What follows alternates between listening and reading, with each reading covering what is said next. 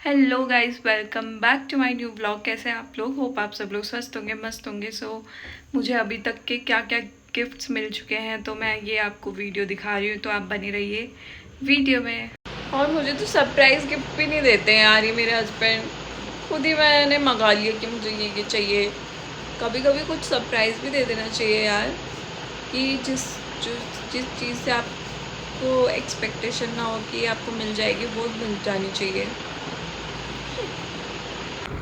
तो सबसे पहले हम लेके आए थे गिफ्ट में, मुझे मिला है ये फुटवेयर जो कि हमने लिए थे रिलायंस फुटवेयर से। और फिर हम गए थे रिलायंस ट्रेंड, वहाँ से मैंने लिए ये एक ड्रेस। और ये देखिए आप, इसमें बेल्ट भी लगी है। अभी तो ऐसे सिंपल लग रही है, बट पहनने के बाद काफ़ी प्रिटी लग रही थी। और एक पैंटलून से एक टी शर्ट ली है। फिर मेरी बहन का पार्सल आया था, उसने भी मुझे गिफ्ट भिजवाया था, क्योंकि वो आ तो सकती नहीं है तो उसने गिफ्ट ही भिजवा दिया। ये है एक आईब्रो डिफाइनर जो कि है पैक का, और इसके ये शेड ऐसे कुछ हैं, इसमें दूसरे शेड भी थे। फिर उसने भिजवाई एक लिपस्टिक और एक आईब्रो पेंसिल। ये तो थे मेरे अभी गिफ्ट्स। और बर्थडे मेरा आने वाला है 24 को, और आज है 22। और एक्साइटेड थी मैं अपने बर्थडे को लेके। और बट अभी मुझे लग नहीं रहा है कि एक्साइटमेंट अब ख़त्म ही हो चुकी है, क्योंकि फ़र्स्ट टाइम ऐसा बर्थडे जा रहा है मेरा। मैं मतलब मुझे अपने बर्थडे से इतना अच्छा लगता है ना, जब मेरा बर्थडे आता है, मेरा बर्थडे मंथ ही आता है, तभी मुझे इतना एक्साइटमेंट लेवल शुरू हो जाता है। मेरा एक्साइटमेंट लेवल कि वाओ क्या होगा, क्या कहाँ जाएंगे हम लोग। क्योंकि एक बर्थडे होता है या एनिवर्सरी होती है जिसमें आप घूमने जा सकते हो। और आप लोग कहेंगे कि क्या कहते हैं, बच्ची हो क्या, कि कहते हैं एक बर्थडे मनाना उतना वो नहीं हो रहा है तो तुम दुखी हो रही हो। हाँ देखो, क्योंकि आपने अंदर का बचपना नहीं मारना चाहिए, चाहे आपके बच्चे क्यों ना हो जाए, चाहे आप बूढ़े क्यों ना हो जाओ। अपना बचपना आपने मार दिया तो फिर आप खुद को खो दोगे। अभी मैं नहीं मारना चाहती हूँ। मैं मतलब अपने बर्थडे के लिए तो हमेशा एक्साइटेड रहना ही चाहती हूँ, चाहे मैं 50 साल की हो जाऊँ, चाहे मैं 60 साल की हो जाऊँ। और क्या कहते हैं, हम और एक्साइटेड रहना भी चाहिए, क्योंकि देखिए कुछ लोग ये सोच के खुश नहीं होते हैं कि यार हमारी ज़िंदगी का एक और साल कम हो गया। अरे एक साल और कम हो गया तो क्या हुआ, जितनी ज़िंदगी बची है उसको तो हंसी खुशी जी लो। तो बर्थडे तो मना ही लो, सेलिब्रेट कर लो अपना, और अच्छे से सेलिब्रेट करो। पर जो जब से मेरी शादी हुई तब से मैंने अच्छा ही बर्थडे सेलिब्रेट किया। फर्स्ट बर्थडे हमने यहाँ हल्द्वानी में पूरी फैमिली के साथ सेलिब्रेट किया था, ये क्लार्क इन होटल जो यहाँ पर है रामपुर रोड में, वहाँ पे। फिर उसके बाद हमने फिर मैंने अपना नेक्स्ट बर्थडे यहाँ रामपुर रोड में एक रेस्टोरेंट नया खुला था, उस टाइम पे वहाँ किया था। उस टाइम भी मैं ज़्यादा इन्जॉय नहीं कर पाई थी, क्योंकि उसके बाद नोनू हो गई थी, और नोनू छोटी सी थी तो उसको तो हम ले नहीं गए थे। तो मतलब मुझे सिर्फ केक काटने तक की थी मैं वहाँ पे, और उसके बाद मैं घर आ गई थी, तो मैंने कुछ ज़्यादा इन्जॉय भी नहीं किया था। हाँ, एक सेकंड टाइम बर्थडे वो ऐसा गया मेरा। फिर थर्ड टाइम तो बेस्टेस्ट बर्थडे था, बेस्टेस्ट अभी तक का। उसके बाद से ही नज़र लग गई। थर्ड टाइम मेरा बर्थडे मना दुबई में, और मतलब आप सोच सकते हैं वो मेरी ड्रीम सिटी थी, ड्रीम सिटी। और मैं वहाँ जाके आ गई हूँ। वहाँ पर मेरी कोई है जो वहाँ गई है जॉब करने, तो मैं बस ये चाहती थी कि मैं वहाँ जॉब करने ना घूमने जाऊँ। मतलब मेरा तब से ये था कि हाँ, मतलब आप देख रहे हो कितनी जेलसी लेवल अंदर तक। बट फिर भी बट मेरी भगवान की कृपा से और अपने हस्बैंड की कृपा से हम वहाँ जा सके घूमने। और काफ़ी अच्छा टाइम, मतलब काफ़ी अच्छे, मतलब एक दो हफ्ते के लिए हम लोग गए थे वहाँ पे, काफ़ी दिन रहे हम वहाँ पे। और काफ़ी अच्छे मोमेंट्स भी थे वहाँ पे, कुछ ख़राब भी थे, बट जो भी था अपने ड्रीम सिटी तो घूम के आ गई मैं। तो मतलब वो तो मेरा थर्ड बर्थडे तो मतलब अनफॉर्गेटेबल है। मतलब वो बहुत अच्छा था कि हाँ, मुझे अपनी ड्रीम जगह जाने को मिला।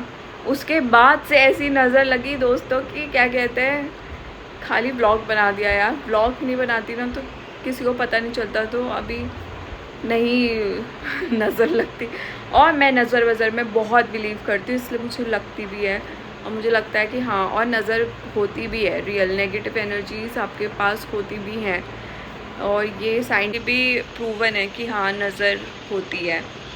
सो पता नहीं किन किन लोगों ने नज़र लगाई कि अरे दुबई चली गई है, और उसके बाद से तो कहीं जाना ही नहीं हो रहा है हल्द्वानी से बाहर, पता नहीं क्या यार।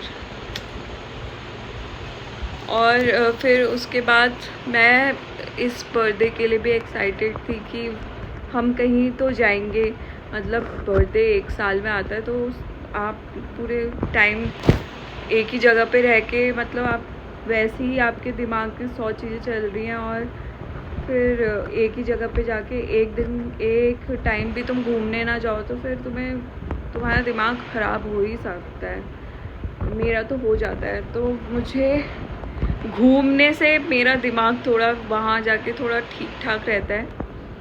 और इस बार मैंने सोचा था, मैंने कपड़े भी पूरे अच्छे से पैक करके रखे हुए थे कि वाओ, अब मतलब हम 1-2 दिन के लिए तो जाएंगे ही, कहीं बाहर जाएंगे करके। सबसे बड़ी ये तो ये आ गए श्राद्ध में प्याज और लहसुन बाहर का ये खाते हैं नहीं। और फिर दूसरा होता है इनके पापा का हबीक होता है और इनको श्राद्ध करना पड़ता है, तो उस वजह से भी, और श्राद्ध भी 26 को हो रहा है, तो इस वजह से भी हम नहीं जा पा रहे हैं। और दूसरी की कुछ गर्ल्स प्रॉब्लम है, तो वो भी अभी हुई नहीं है, बट लग रहा है ऐसा हो सकता है। इस वजह से भी दूसरी वजह ये है, इतना गुस्सा आ रहा है मुझे, इतना गुस्सा आ रहा है क्या बताऊँ मैं, कि इतना गंदा बर्थडे इस बार का, हद है। बर्थडे मंथ ही पूरा गंदा है, कोई कुछ चीज़ ही अच्छी नहीं हो रही है।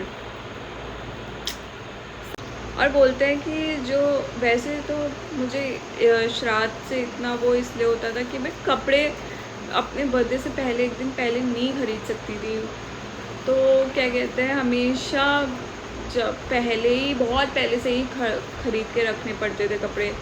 तो मुझे इस वजह से भी बहुत गुस्सा आता था पहले से ही कि मेरा बर्थडे श्राद्धों में क्यों होता है और ना लहसुन प्याज खा सकते हैं ना कुछ खा सकते हैं। और यही है गाइस। बट जो श्राद्ध पक्ष में जन्मे लोग होते हैं वो काफ़ी अच्छे होते हैं, भाग्यशाली होते हैं। अब पता नहीं, मुझे मेरा भाग्य तो अभी दिखाई नहीं दे रहा है। वैसे एक जगह पे दिखा कि मैं दुबई चली गई, कि एक इंटरनेशनल ट्रिप पर चली गई, वहाँ पे मुझे मेरा भाग्य दिखा, और तो फिर मुझे कहीं मेरा भाग्य नहीं दिख रहा है। कुछ भी ट्राई कर रही हूँ तो कुछ असफलता ही मिल रही है। सो ऐसा ही है दोस्तों, बहुत ही बेकार मंथ है यार इस बार का। सितंबर 2024 तो पूरा साल ऐसा गया है ना, क्या ही बताऊँ। और सितंबर वाले लोग के बारे में, मतलब बहुत लोग बोलते हैं, बहुत एस्ट्रोलॉजर्स या बहुत पंडित लोग, बहुत सुना है कि बहुत गुस्से वाले होते हैं सितंबर वाले लोग। उतने जितने गुस्से वाले होते हैं उतने ही नरम दिल के भी होते हैं। और